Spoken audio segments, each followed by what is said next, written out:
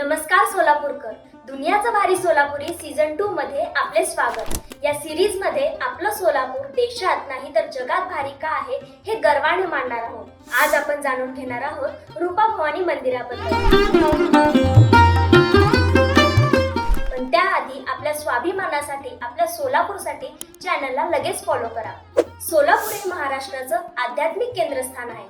भारताची धार्मिक राजधानी बोललं तरी वावगं ठरणार नाही। थोड्याच दिवसात नवरात्र उत्सव सुरू होईल आणि सोलापुरात नवरात्र बोललं की डोळ्यासमोर येतं रूपा भवानी मंदिर। या शहराच्या मध्यभागापासून अवघ्या 4 किलोमीटरवर वसलेलं रूपा भवानी मंदिर हे श्रद्धा, इतिहास आणि परंपरेचं अनोखं प्रतीक आहे। स्थानिकांच्या श्रद्धेनुसार ही देवी संपूर्ण सोलापूरचे रक्षण करते।